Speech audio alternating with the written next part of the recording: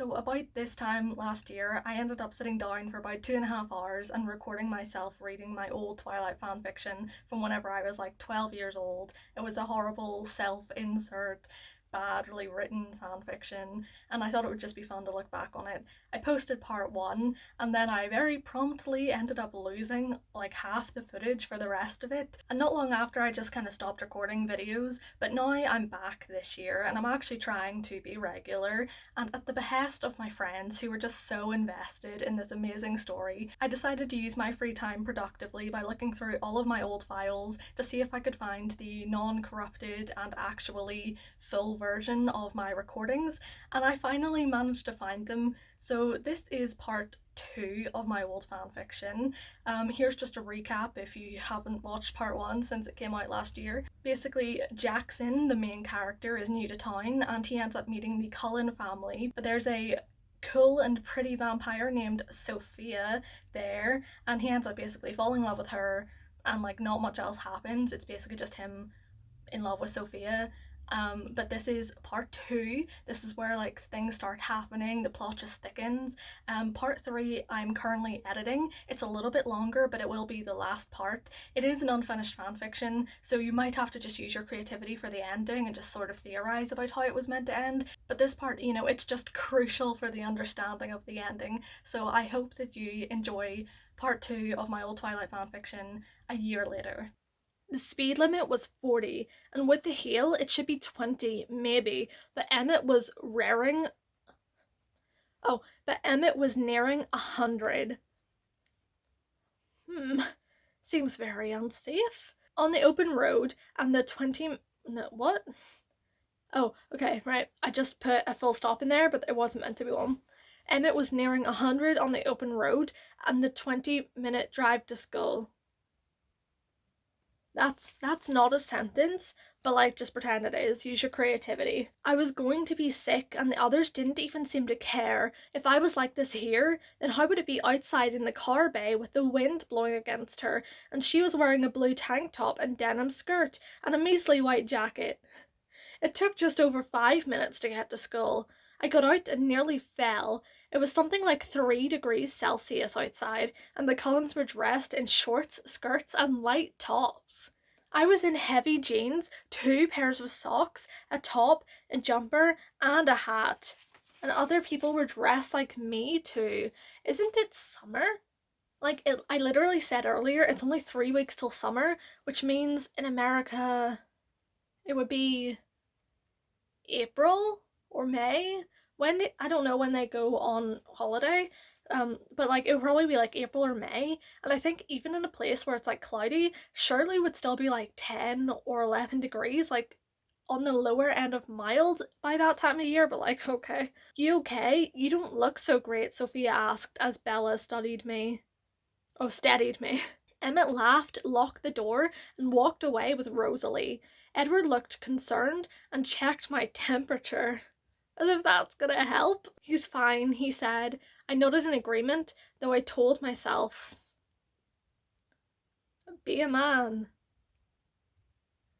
See you guys in science, Sophia called after them. Bella and Edward, who'd left after she said she'd take me to class. The scream made me moan. It was, oh, okay. Her scream, see you guys in science, made me moan.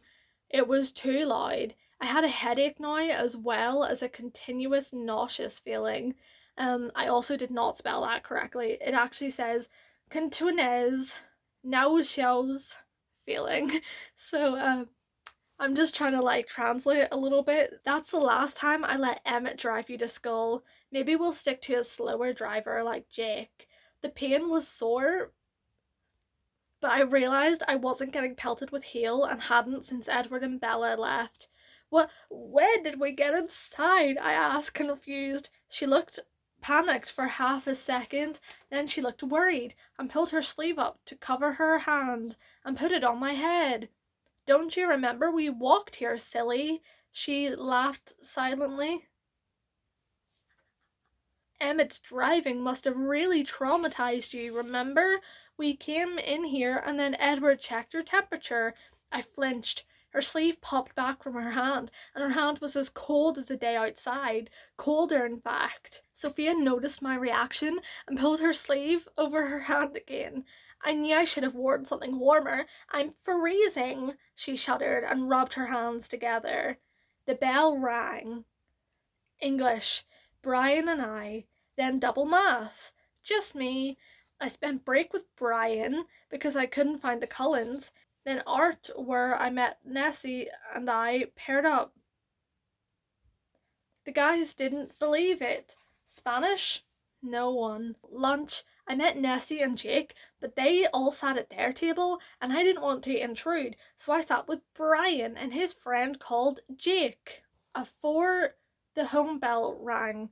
It was still hailing, but it was warmer. Sophia was waiting for me outside.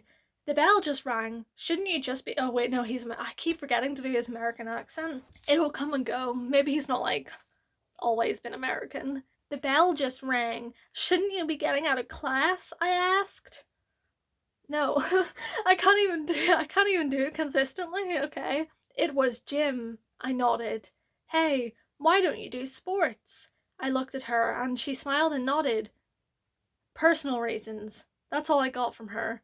We got into a black Mercedes, which I also did not spell correctly. This family had too many cars, and they were all so expensive. Since you can't stomach Emmett's driving and Jake and Ness came on his bike, we're carpooling with Alice and Jasper. Are they slower drivers? Jasper and Alice smiled. Jazz will keep it in the 40s for you, Alice replied. Is this your car, Jasper? I asked, getting into the black Mercedes. Which my sister has in fact corrected, because obviously she let me get away with it once, but like twice is too much. No, it's not mine. I have a bike, Jasper replied. Alice, is it your— this is thrilling. I need to write this down because honestly, like, who cares about action whenever you can just have a guy ask everyone in the car if they own the car. Alice, is it yours? She laughed. Ha! My car's twice as cool. Yellow Porsche. God, another expensive car? It's Carlisle's. It was calm the whole way home. I called Brian. We talked about the Cullens. He was amazed I knew them. Did Brian not see him talk to them? Poor Brian as well. Like, Brian has just become friends with this guy like yesterday, and all he talks to Brian about is the Cullens. And like earlier he was like, I only had to sit with Brian and his friend Jake because the Cullens were together. Poor Brian. Brian is like the real hero of this story. It's meant to be a nice day tomorrow. I couldn't wait. I hadn't been here too long, but some good weather would be nice. Eventually I fell into an uneasy sleep. It was snowing in my dream, ice cold. Sophia was in shorts, but she didn't mind the cold. Her hand was colder than the hail yesterday.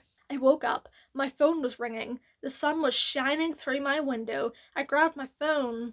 Hello? I knew it was Sophia.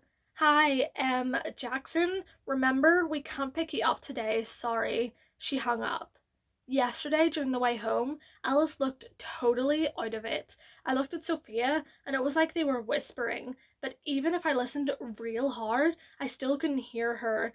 And then Sophia told me they couldn't pick me up today. I wonder why. The bus was terrible. It was lunch, and I'd been through the whole day alone. I was sitting with Brian, Jake, and some girls named Ella, Lottie, and Nina. I could only think of the Cullens. Why aren't the Cullens in today? I asked Brian. The Cullens are always away on sunny days. Dr. and Mrs. Cullen take them on like outdoor adventures like fishing and camping and stuff. Even if it's cold or raining. Sun's shining and they're off. I don't know who said that. Was that Brian? Maybe they're allergic to the sun, Lottie teased. She clearly didn't like them. They aren't even that good looking. Not like they'll let anyone close enough to see. She pouted and ate a chip. They like my man Jack. Okay, no, this is Brian. They like my man Jackson here. He rides with them every day. Brian pulled me back. He's been here for 3 days and he got a lift twice. So I guess that's every day technically, but like it's only been 2 days. I cringed. The rest of lunch, I didn't pay attention. I paid no attention for the rest of the day either. I got detention tomorrow. It was sunny again the next day. The Cullens were still camping, but by the end of the school day, it had clouded over. Ah, okay. I think originally I was taking a very different turn with the story because I wrote a couple of lines here and then scored it out. So I'll read you what originally I was going to go down, and then I scored out and thought, like, that's not the route I want to take. I think I've gone mad. I swear I saw Sophia and Alice biting a deer, and then I scored that out because I think I was like, no, it's too soon. He can't know that they're vampires yet. That just messes up the flow of this story, which very clearly I'd planned out perfectly. So instead I scored that out and we move on to this. I was bored and I was sitting at my window, which has a clear view of the uphill forest. I need a life. I wanted to become Sophia whenever I was younger, but I think I've become Jackson. To be honest, like, he just stares at the wall for an hour straight and just stares out his window, not doing anything else. So I actually might have just become Jackson. Only, like, Jackson's like the girl, the guy, every guy. What am I talking about? Jackson is like the guy that every girl wants. So I realised I'd been blowing all my other friends off since I befriended the Cullens. I called up Brian, and me, him, and a few guys went to town, but a thunderstorm started and we went back home early. I love he's like, I've been blowing off my friends, all the friends I've met in the last 3 days. I've been blowing them off too much. I need to call up Brian and the other unnamed guys because those are my friends. Honey, is that you? My mother called when I opened the door. I said yeah. Oh, while you were out, a young girl and an older boy came by. I can't tell you names, but I'm sure they were Cullens. A girl and an older boy? Nessie and Jake? Why were they here? Later that night, I was laying in my bed when my computer bleeped. Oh god, hang on. I've just seen something awful. Okay, right. Later that night, I was laying in my bed and my computer bleeped. Cullen Girl 1759 at hotmail.co.uk wants to be friends, except why is it UK? They're in America. And also, why is her name Cullen Girl 1759? Like, I know why it's Cullen Girl 1759, but why did I write that? That must be Nessie or Sophia, so I accepted. Hey. Hi, I replied. It's meant to rain tomorrow. I spelt meant wrong as well, by the way, so I also, Sophia here, another charming example of just why everyone loves her so much, because she's just so charismatic. Great weekend weather, I replied jokingly. I paused, then typed in, this is Sophia, right? Correct. I am she. Okay. You can call me Soph. If you want. Cool, Soph, I like it. Much easier. Where did you get the 1759 from? Just asking, because my numbers are from my date of birth. There was a long pause, nearly 5 minutes, like she was wondering what to say. Let's just say it's a very important date to me. Finished your weekend homework? No, it's only Friday night. What is it? Italian, that's it. But I can't speak it. Oh god. This is this, like, if I ever got to this part of a book and this was all that was happening, I would be like out of there. I would just stop reading it. Why are you still, like, that's the plot? Why are you still watching this? I'll help. I love Italian. I've had a lot of free time to learn it. So she answered all the questions, and then I had to log off and sleep. I know no Italian. I can say brother, sister, and hello/goodbye, which is fratello, sorella, and ciao. So if those were all the questions, I guess I am Sophia. It was 4 in the morning. I couldn't sleep, so I checked my computer, and Sophia was still logged on. Doesn't she sleep? Maybe she fell asleep with her computer on, because that's what I did. I woke up at 2 in the afternoon to a knock on the door. Hey, a familiar voice said while entering the door. Oh no, it was Sophia. I turned away. I was still in my PJs with unbrushed hair. I have to say she's hot and sweet and I really like her. Oh my god. Okay, I'm gonna reread that one seriously, okay? Oh no, it was Sophia. I turned away. Hey, I was still in my PJs with unbrushed hair And I have to say, she's hot and sweet, and I really like her. Nice jammies. You want a minute? She gestured to the door. Yeah, thanks. What's the worst that could happen in 5 minutes? My mum brought out the family album, that's what. When I finally convinced my mum to leave, she sat down to watch a movie when I dropped my phone. I think around the middle of the story here is where I just gave up on actually writing complete sentences because I guess I didn't think that that was important. Before I could even blink, Sophia had the seat it fell under in her hands and pulled my phone out. Then she looked like someone hit her and dropped the seat. What was that? I asked. Even I couldn't lift that chair. Um, Adrenaline rush. I've had a lot of caffeine and sugar, she said like it was no big deal. I've never seen you eat anything, I explained. I'm on a special diet. Jeez, stop interrogating me. I shrugged while she flopped down on the sofa. Like, I feel like having been a vampire since like 1759 that she would know to like not use her powers in front of humans, but I guess it was like extremely important to get that phone underneath the sofa because like she was so like on that the second it happened before she could even think about it. Like she was like, I must get that phone for Jackson. Poor Jackson, he can't be without his phone. We got about another 5 minutes into the movie before my mom came into the room with a knife and some crackers. Crackers, sweetie? My mom asked Sophia. Sophia shook her head no, so my mom set the tray down on the coffee table and left. I dare you to eat one, Soph, I said, looking at her. No thanks, I'm full. You know, the way that I've written this, it kind of makes it sound like he is trying to force someone who has like an eating problem to eat, and like that's not my intention, but it comes across as very insensitive, so like sorry, I guess. Maybe in the published version of this I will rewrite that section. This went on for a while. No, eat one, I said in my bossiest voice possible. Fine, just one, she looked defeated. I won! I leant forward and grabbed the knife and lifted it to the cheese. I cut slowly, but accidentally cut my finger. Oh crap! Sophia's shot Sophia's eyes shot up and she looked at my finger like she wanted to rip it off. And her gold eyes darkened to a black colour. Are you scared of blood, Sophia? I asked while searching for a plaster.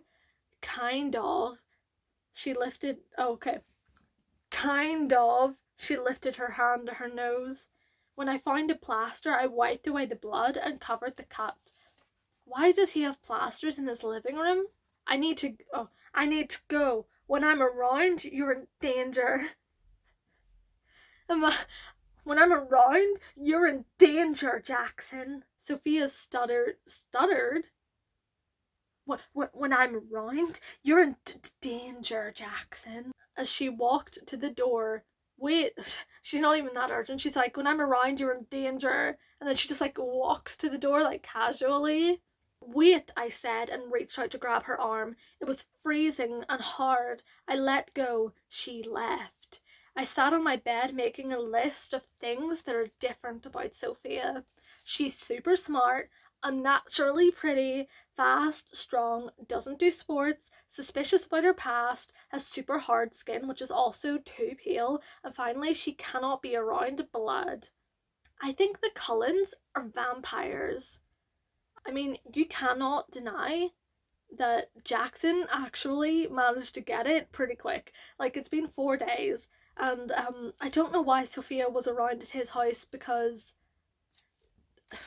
I mean, they're soulmates, really, so like that's all you need to know. The phone rang about 10 minutes later. It was Sophia. She said her family were leaving because Carlisle got a better job offer in New Zealand.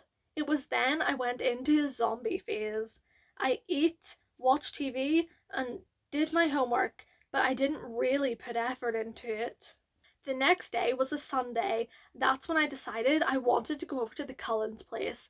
No one had been there, but people knew where it was. Sophia said they were leaving as soon as possible, but it's only been a day, and it's a family of 11. The house 11? Yeah, I guess it is 11. The house was only about a mile from mine. It was up in the woods and huge. It was long 2 stories high with a balcony along the front. They had a triple garage. I feel like they need more considering every person seems to have a car. They need like 12 garages at this point. I walked up to the red wooden door and rang the doorbell. I waited a few minutes and rang again before looking in one of the large windows. Nothing. There was just an empty room with white walls and a marble floor. I sighed and stepped away from the window. I heard some rustling in the bushes. But I was deep in the forest, so it was probably just an animal. I had to hike up here, so now I have to walk all the way down to my house in the hottest part of the day with the sun blaring down on me. Almost 5 minutes later, I heard more rustling. It was close this time. Before I knew it, two people were in front of me. Their skin was pale and shiny. They were unnaturally beautiful and they had red eyes. So like this is whenever it really starts to like kick off and it gets real. Like up to now it was just like fluff to fill the time. Now is like serious time. The Volturi are here. I cannot believe that I remembered that the Volturi is the name of this organization, but they are here and things are about to kick off. I need a drink of water. Sorry to cut you off, but this is the end of part two. I decided to leave it here because I thought that this was probably the best ending, even though it was a couple minutes shorter than the first and third part. But basically, this is where the action really starts. This was supposed to be leading up to like the climax of the book and then the ending, but like I never wrote the ending. So the next part is kind of like the almost ending, and then it just stops. But I hope you enjoyed part two anyway, and part three, the final part, will be up next week. So thanks for watching, and I guess I'll see you next week maybe. Bye.